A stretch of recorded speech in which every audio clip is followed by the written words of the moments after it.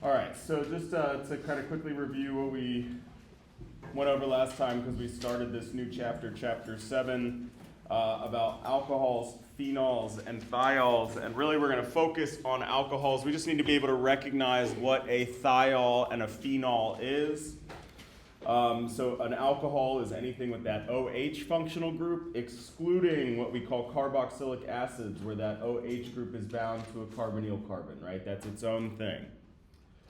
Thiols are very similar to alcohols, but instead of having OH groups, they have those SH groups, that's sulfur instead of oxygen. And then a phenol is something very specific, which is an alcohol that's bound to a benzene ring. All right, and again, we talked about nomenclature of alcohols last time. We're not going to do nomenclature of the phenols or the thiols. We're going to focus mainly on alcohols, but we do need to be able to recognize those other two functional groups. All right. We had classification of alcohols as primary, secondary, tertiary. Same game that we played previously. Like we saw before, the primaries are going to react differently than the tertiaries. That's why we have the classification. And then we talked a lot about hydrogen bonding. This is kind of a weird thing I feel like I didn't really appreciate why it was stressed so much in early chemistry courses until I went on and studied biochemistry a whole bunch. And it turns out that these interactions are like paramount to interactions in biomolecules, things happening in cells. So that's why they're stressed so much. That's why they have their own name in these terminologies of a hydrogen bond donor and a hydrogen bond acceptor. And so we need to be able to recognize those. Remember, the donor is the actual hydrogen in those polar bonds. It's always going to be attached to an oxygen or a nitrogen. And the acceptor is that lone pair of electrons that's on that oxygen or that nitrogen. Okay? So we have these hydrogen bond interactions. Again, these are interactions between neighboring molecules, and we have this whole terminology around it. Again, it turns out to be really important in biochemistry, so that's why we kind of have that. And then we talked about nomenclature, right? So going back to nomenclature, we didn't do much nomenclature in that past unit, so just to make sure you guys are refreshed on all of our rules for that. The difference here is now we have introduced this new suffix "ol," which is how we name our alcohols, right? So previously to our alkenes, we had to identify where that functional group is. That's that number out front. And then we indicate that it's an alcohol with that "ol" suffix. Okay, so now we're going to talk about reactions of alcohols. And I'll say, this isn't quite as bad as the last chapter, I don't think. There's not as many like intertwined concepts here, so I think it's a little bit more straightforward.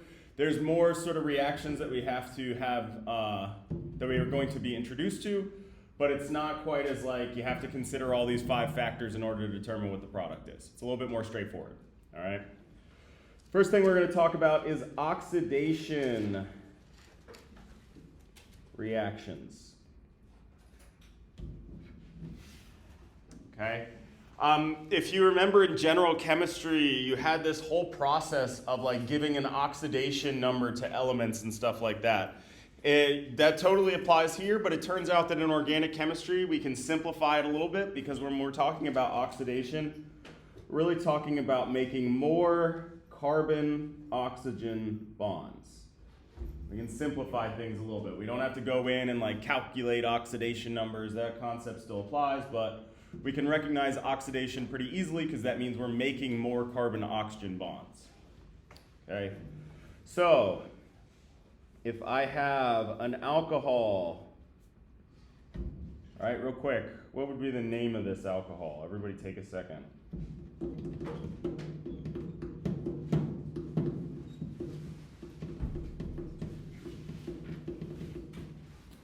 All right, so this would be 2-butanol. All right, so again, just practicing nomenclature.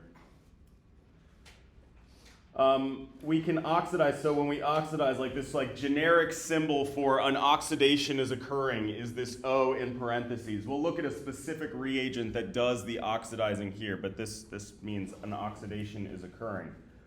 What's going to happen is we're going to create a new carbon-oxygen bond, turning this alcohol from being a carbon-oxygen single bond to now a carbon-oxygen double bond.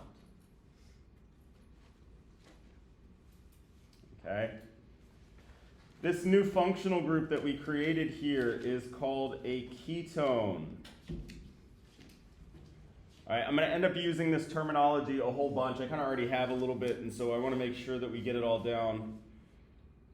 Remember this bond right here has a special name. Does anybody remember what that is? A carbon-oxygen double bond. So let's just make a note. Carbon-oxygen double bond. This is what we call a carbonyl.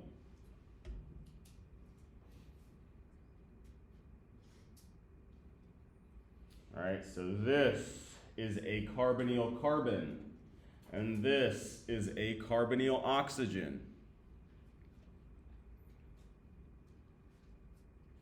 All right, so the bond itself has one name, that's the carbonyl, and then the functional group in the molecule, when it's in a molecule, we call it a ketone when that carbonyl carbon is bound to two other carbons. That would be a ketone. Okay, and you can see in this oxidation reaction, we have created a new carbon-oxygen bond, right? Turned it from being a carbon-oxygen single bond to a carbon-oxygen double bond. All right, importantly, it's not explicitly drawn here, but let's make sure we can see how many hydrogens are on this carbon right here that I've circled. One. And how many are on it when it's a carbonyl carbon? None, right? So in these reactions, importantly what's happening is you're losing that hydrogen that's at the base of that alcohol. That's how that new double bond is being formed. What type of alcohol is this? Primary, secondary, or tertiary? Right? Remember how we figure that out is we look at the carbon that's at the base of that OH group and we count how many neighbors it has. In this case it has 2. So this is a secondary alcohol. All right, so what we see here is that secondary alcohols get oxidized to form ketones.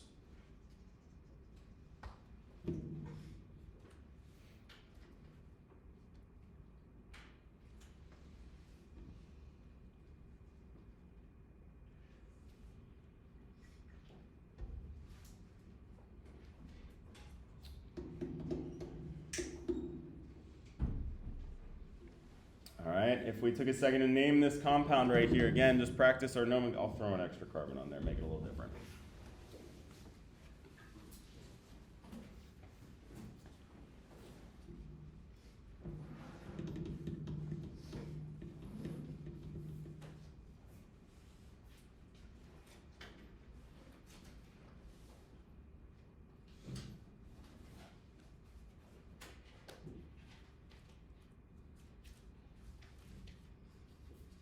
Anybody got it? This would be 1-pentanol.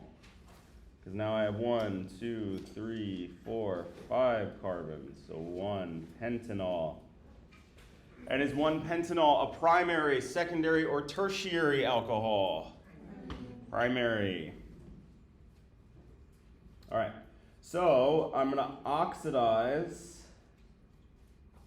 my primary alcohol. I'm again going to convert that carbon-oxygen single bond to a carbon-oxygen double bond. I see. I'm going to count carbons to make sure I didn't gunk anything up. So this also makes this new carbonyl group here. Don't hate me, I didn't make the rules, but when the carbonyl carbon is bound to a hydrogen, instead of having a carbon on both sides, we call it a different functional group. This is not a ketone, but an aldehyde. It drives me nuts that they're two separate functional groups. They should be the same thing, but I didn't make the rules. They react the same, they have the same properties. Anyways, again, the difference between a ketone and an aldehyde is the ketone, the carbonyl carbon is bound to 2 carbons. In an aldehyde, that carbonyl carbon is bound to at least 1 hydrogen. Okay? And again, in this oxidation reaction, I had to lose one of those hydrogens that were at that carbon, at the base of my alcohol group. All right, but aldehydes can actually be oxidized further. So we can do one more oxidation step, include another carbon-oxygen bond.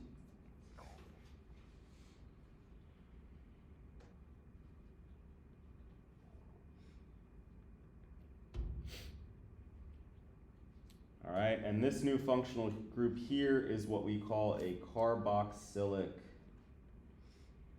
acid.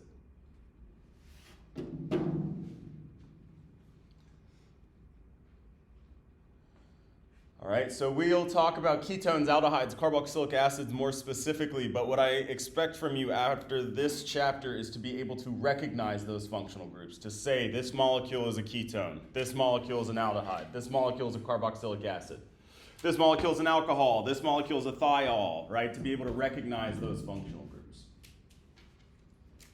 Okay? So again, just convince yourself real quick that in each of these oxidation steps, you're creating a new carbon-oxygen bond, right? That's what our oxidation is.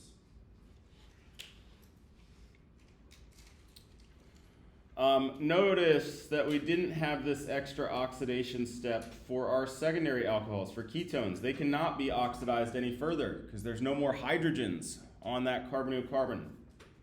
This carbon right here doesn't have any hydrogens that can be removed. Okay, so there can only be that one oxidation step for secondary alcohols. For primary alcohols, though, there are two oxidation steps. One to create the aldehyde, and then one more to create a carboxylic acid. Each step is adding a new carbon-oxygen bond. All right, so the only ones we haven't talked about yet would be something like this. This is a primary, secondary, or tertiary alcohol. This one's tertiary. Everybody take a second and name this tertiary alcohol for me.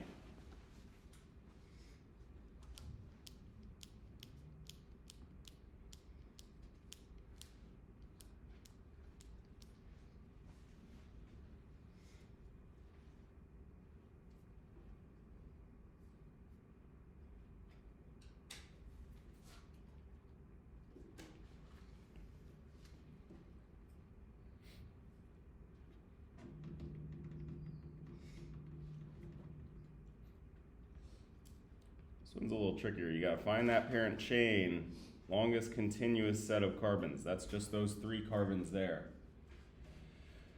I gotta remember, so then I have to account for this carbon here. This would be a methyl group. So this would be 2-methyl, 2-propanol. All right, both the methyl group and the alcohol group are located on carbon 2.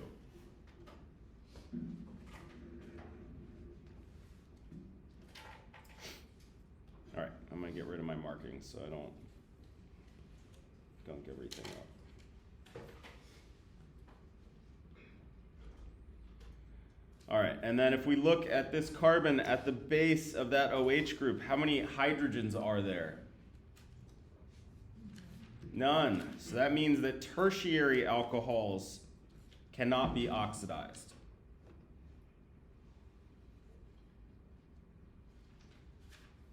Probably should have done this in order, primary, secondary, tertiary, but whatever.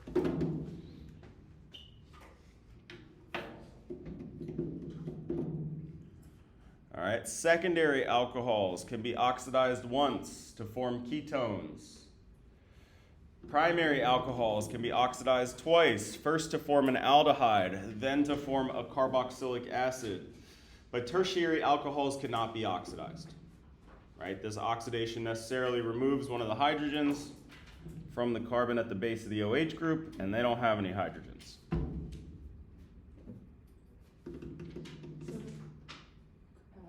carboxylic acid, that's only going to be like at the tail end. Correct. It can only be at the tail end, yep.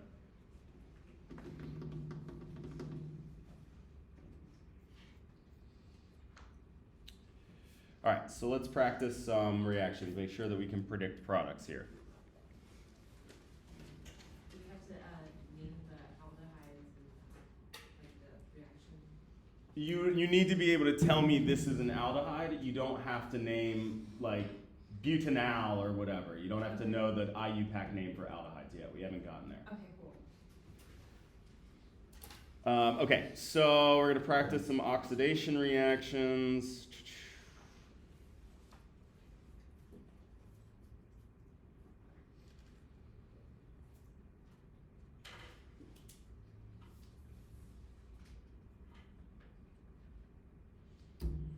All right, so previously I was just using this generic symbol for an oxidation reaction is occurring. The actual reagent that you would use is this sodium dichromate, or maybe potassium dichromate. Really, this chromium right here. Chromium plays the role of an oxidizing agent in a lot of reagents. So anytime you see chromium, you can immediately think oxidation. Okay, so this is the specific reagent that we would use. Again, I'm not going to expect you to have this memorized. You just need to be able to spy it, right? You need to be able to spy that when you see this chromium, that means an oxidation reaction. So everybody take a second and oh, wait, this is the exact same freaking molecule we did before. Hold up.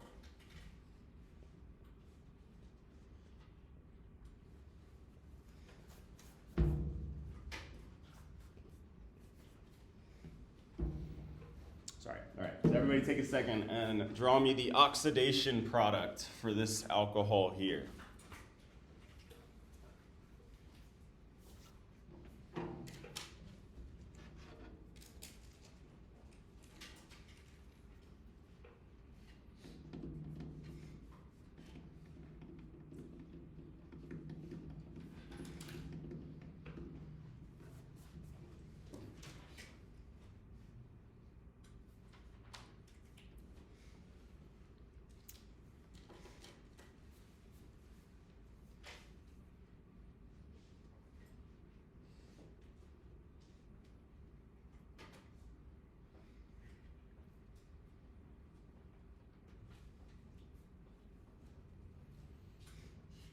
All right, so again, when I'm predicting these products, I'm going to start by just drawing the same shell that I had before, same number of carbons, right? Importantly, I'm not gaining or losing any carbons in these reactions. I'm just converting this OH single bond to a carbon-oxygen double bond. All right, and again, what functional group do I have here on the other side? This was a ketone. Okay, so this sodium dichromate,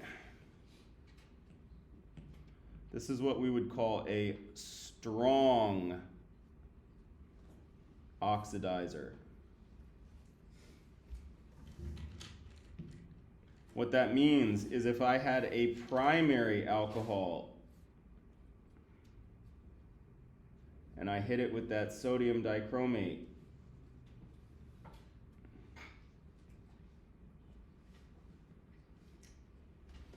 it's going to fully oxidize that molecule. It's not going to stop at that intermediate aldehyde step. It's going to blow right past that and fully oxidize this because it's a strong oxidizer, meaning I'm going to get my carboxylic acid on the other side.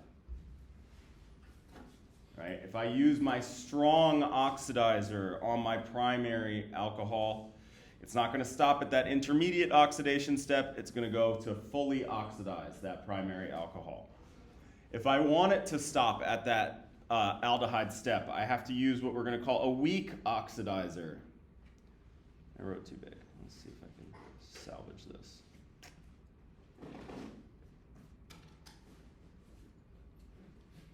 And that is called PCC. I don't even remember what it stands for. Pyridium chromatosome, I don't know, something. Doesn't matter. PCC. This is our weak oxidizer.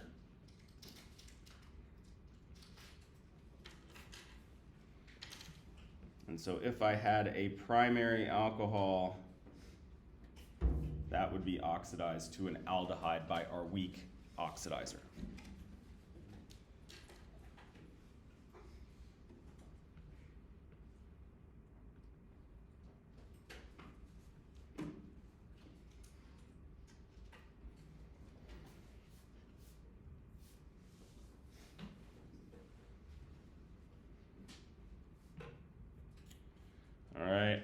or if we had a tertiary alcohol.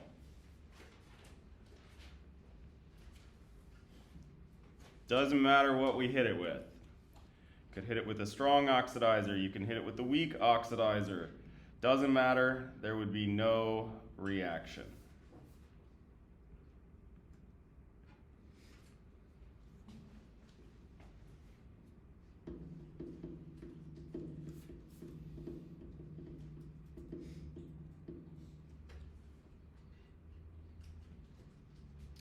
All right, it turns out that if you had a secondary alcohol and you hit it with the weak oxidizer, you'd get the exact same product.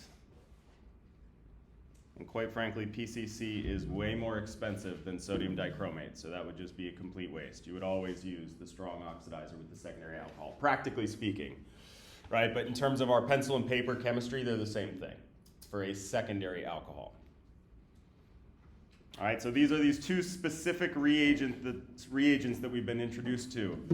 Our strong oxidizer, the sodium dichromate. And I know this is this big, ugly list of reagents here, but again, when your eye sees chromium, you automatically think strong oxidizer.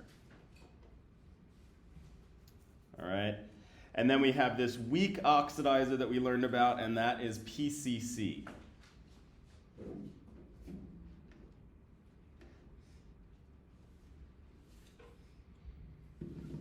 All right, so I'm just going to put down some practice problems, and you guys are going to give me the products of the various reactions, all right?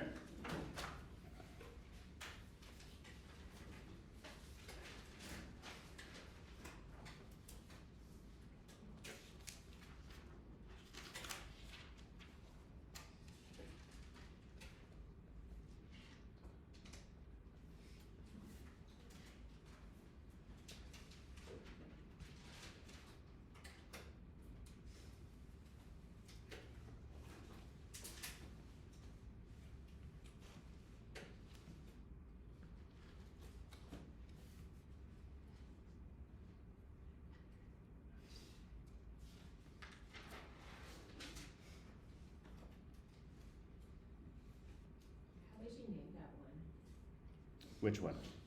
The first one? The second one we're not going to worry about how to name. If it was directly on the ring, it would be cyclohexanol. We're not going to worry about when it's the ring and the branch and everything like that.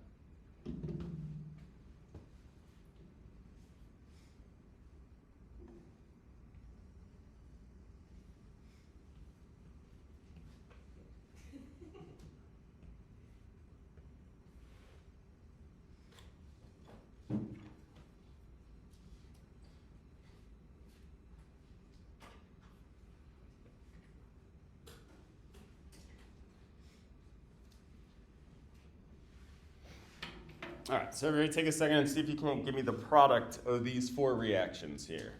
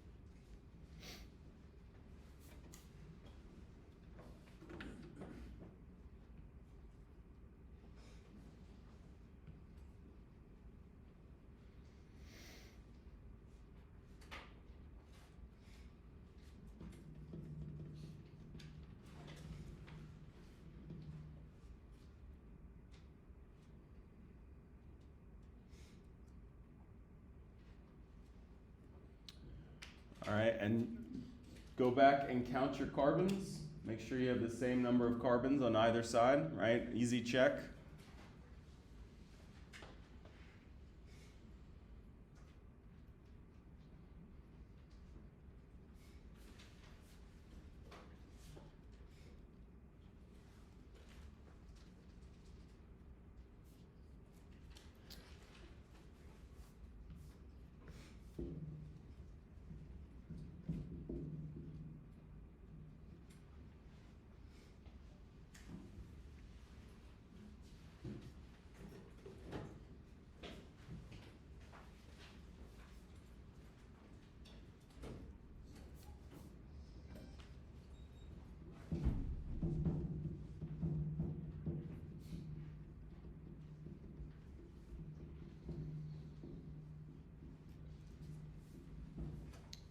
So this first one here, do we have a primary, secondary, or tertiary alcohol? So this one's secondary. Whoa, chillax. So when I hit this with my oxidizing agent, I'm going to get a carbon-oxygen double bond out of it. And again, we called this functional group a ketone. What about my next example, primary, secondary, or tertiary alcohol? So this is primary, so make sure that you can see that this is a primary alcohol. It only matters how many neighbors the carbon at the base of that OH group has. It doesn't matter how big the butt on the molecule is. It only matters how many carbon neighbors that carbon has. So this is a primary alcohol. So now since it's primary, I have to consider, am I hitting it with the strong oxidizer or the weak oxidizer? In this case, this is the strong oxidizer. So that means I'm going to get a punchline. Anyway. Carboxylic acid on the other side. All right, my fully oxidized primary alcohol. So the OH group gets the double bond, and then the leftover hydrogen gets the OH. If you had done this exactly backwards, like this, Still the same. this is the exact same thing, yep. Right, if I picked this molecule up and flipped it over like a pancake, it would look like how I had drawn it previously. Got it. Yep. Okay, and then this next one, primary, secondary, or tertiary. So this is also a primary, but now I'm hitting it with the PCC, our weak oxidizer. So this is just going to give me this molecule here. What's up? For, like, the answer for that one, it would be the, what is it, an aldehyde? Yeah. It wouldn't be the carboxylic acid. You want to go the next step as well? Correct. That's what, that's the distinction between our strong and our weak oxidizer. The weak oxidizer stops at that aldehyde step. Okay.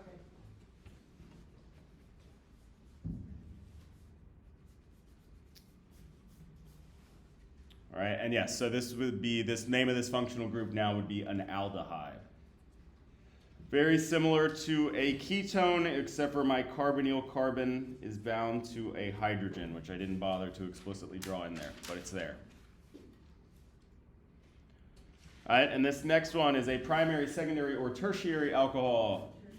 Tertiary, so it doesn't matter what oxidizing agent I hit it with, there will be no reaction that occurs.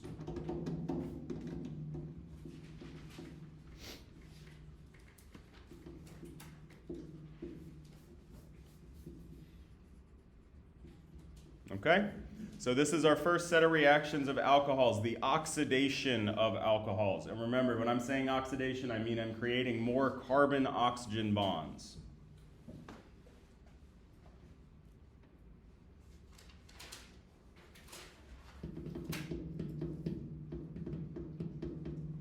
Yeah, okay.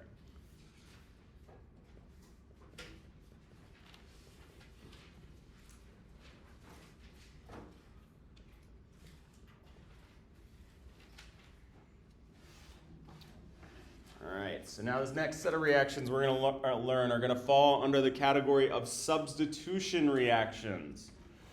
We talked a ton about substitution reactions last chapter, right?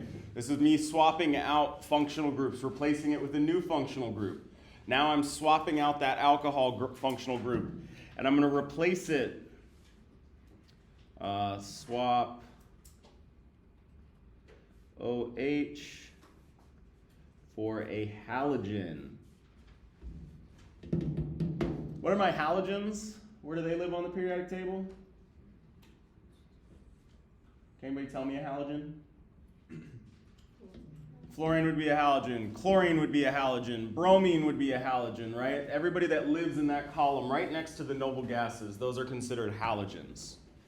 All right, actually last chapter we learned the exact opposite reaction, how we replace a halogen with an OH group. Now we're going to learn how to go the other direction. How do you replace an OH group and substitute it for a halogen? Okay. For primary or secondary alcohols, so let's just put an example down. We have two kind of fancy designer reagents that we would use depending on what halogen we want. SOCl2. All right, and again, I'm replacing my OH group with a halogen. What halogen do we think I'm going to replace it with? A chlorine, right? So again, just sort of like context clues from our list of reagents. You're going to be given the reagent. You don't have to memorize it. You just got to know what it does. Right? So in this case, I'm going to be replacing my OH group with a chlorine.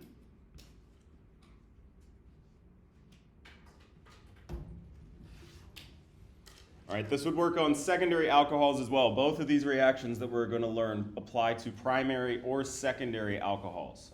My example that I gave was a primary. All right. And we have another one, PBr3. What do we think that's going to replace with? Bromine. All right, so again, just context clues from our reagents here. This would swap out my OH group for a bromine.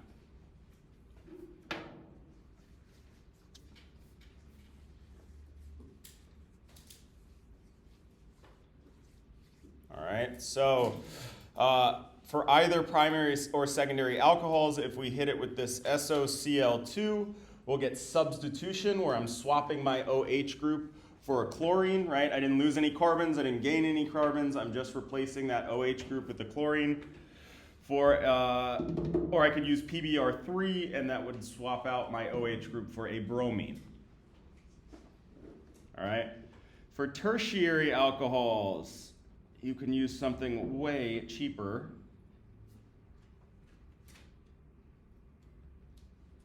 Which would just be hydrobromic acid or hydrochloric acid. All right, and that would swap out your OH group for either one of those halogens, for either chlorine or bromine, depending on which one you used.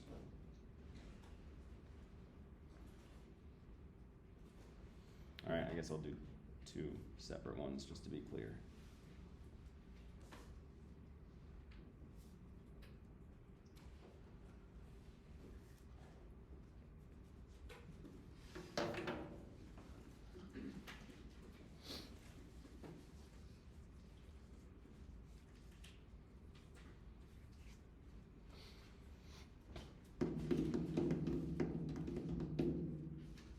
All right, so it turns out that primary or secondary alcohols, they're not as reactive, so we have to use something fancy here, one of these designer type reagents like SOCl2 or PBr3. For tertiary alcohols, they're more reactive, so we can just go cheap and use the hydrobromic or hydrochloric acid to accomplish that goal. All right, but in each case, I'm substituting out that OH group for a halogen.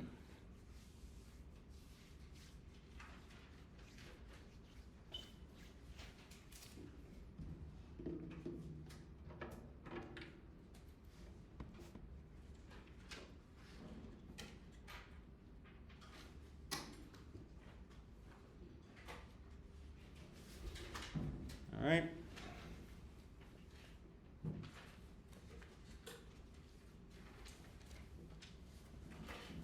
The next category we're going to talk about here are dehydration reactions.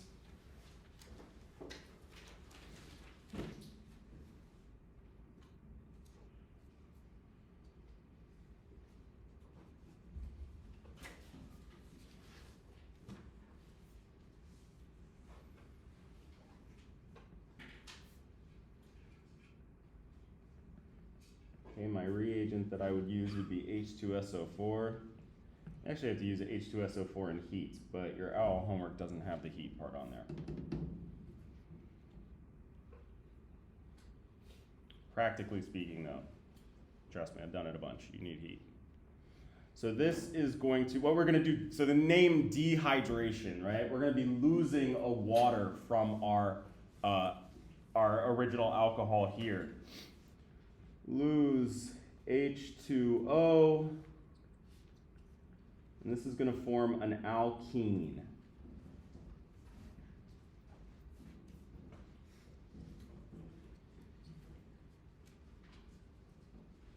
All right, so one hydrogen and the oxygen that I'm going to lose is from that alcohol. The other hydrogen, because again I'm losing H2O, is going to come from the neighboring carbon. And this gives me a alkene.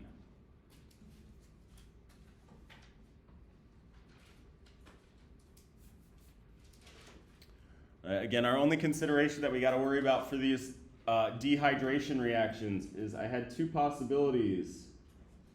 This one right here is not the alkene that forms. Why would that be? It's not the most highly substituted one, right? So just like we saw before when we were forming alkenes, it's the more highly substituted alkene that will form. So I'm not going to get this particular one. I'm going to get it on the more highly substituted carbon.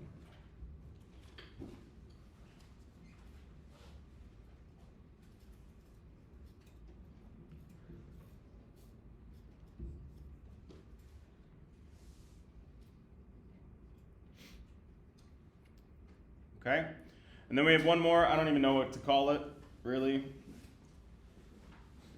So, nameless.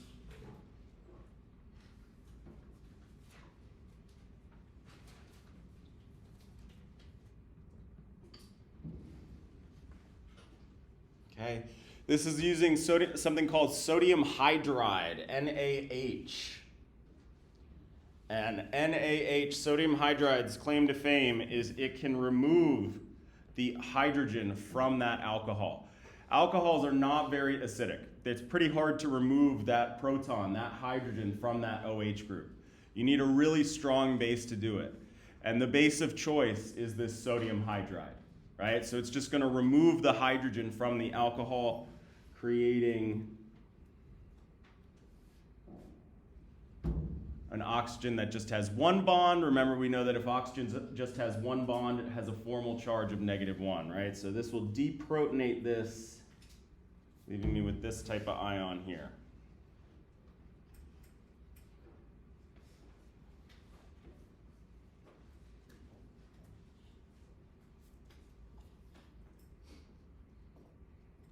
All right. This, just notice, well, let me use a different color. Why this is kind of relevant is because we've seen this type of thing before. All right, these oxygens that have those negative charges, they played a big role in the last chapter, right? They fall under, let me get rid of all these markings. That would be this right here. They fall under that category of strong nucleophile, strong base. Okay, so what's important is that we can piggyback this on to what we learned last chapter. If I take this, where am I? I take my alcohol, I treat it with sodium hydride, and then all of a sudden I add in, for example, a primary alkyl halide. What's going to happen? What happens with our strong nucleophiles, strong bases, and primary alkyl halides? This we get substitution. All right, so now on my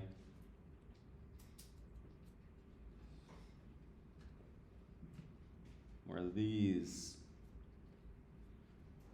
All right, this deprotonated alcohol is going to play the role of a nucleophile and be substituted for that bromine. So if I'm just going to kind of color code what carbon is what.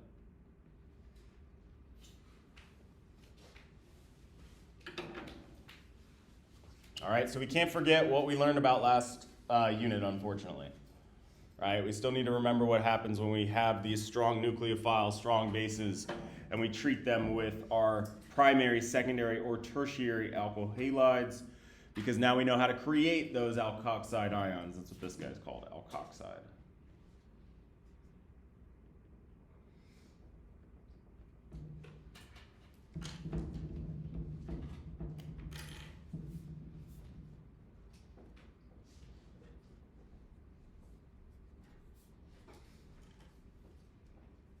All right, so a bunch of different reagents that we just learned about. So let's just do some practice and see if we can't predict products when we see them all thrown together, right? We talked about them in their individual category, but of course on the exam, I'm not gonna be like, hey, here's a dehydration reaction. I'm just gonna give you the reagents. So let's make sure when they're all mixed together, we can see what's what.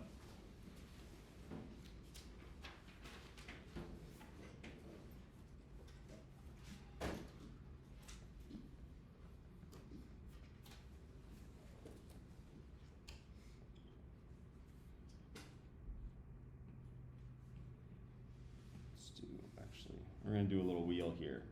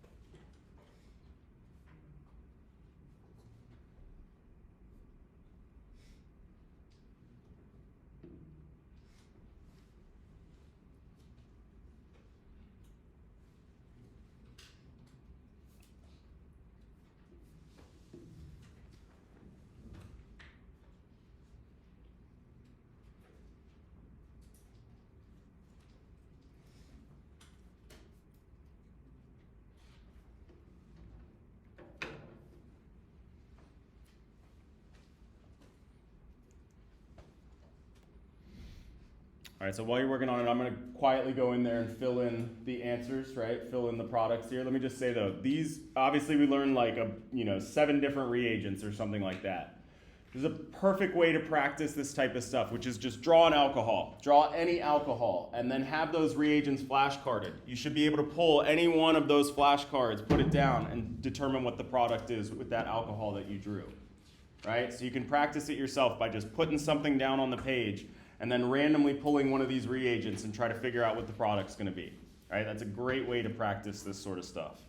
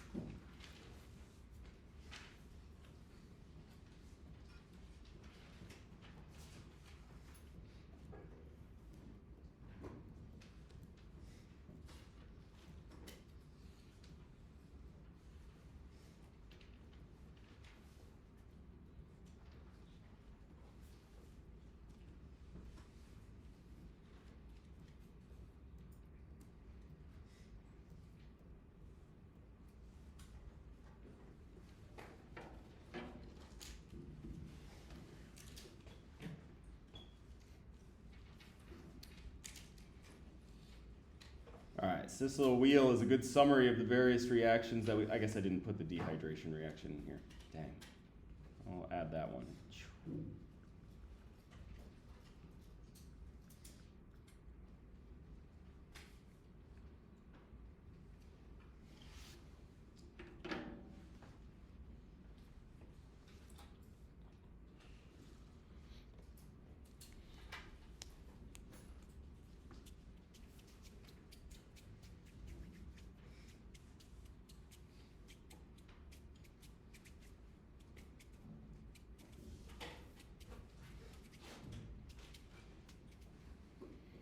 All right, so you want to be able to put any alcohol in the middle there and tell me what the product of all those reactions were, right? If I put a different one in there, you should be able to tell me what's going to be the product of each one of those individual reactions.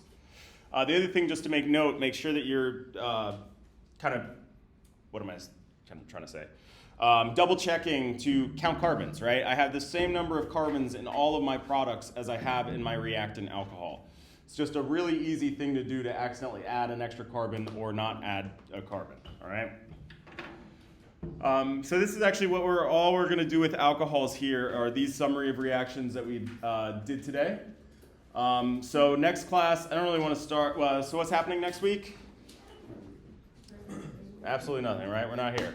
Awesome. On the one hand, as an instructor, I love spring break as well because it's amazing to have the week off. On the other hand, as an instructor, it kind of scares the crap out of me because there tends to be some students who kind of check out at that point. So do me a favor. I'm going to put all your assignments for this particular chapter to be due at the end of next week, right? So right before you come back so that everybody has it fresh in their mind when they come back into class, all right? For next class, we're sort of done with this particular chapter. I'm not dying to start a new one right before the break. So what I'm going to do is convert that into like an exam viewing session where I'll pass back your exams and we can discuss any problems that you have. I'll have the grade book updated so we can discuss your grade if you want to do that, all right? But that's what we'll be doing next class before the break. Cool. All right.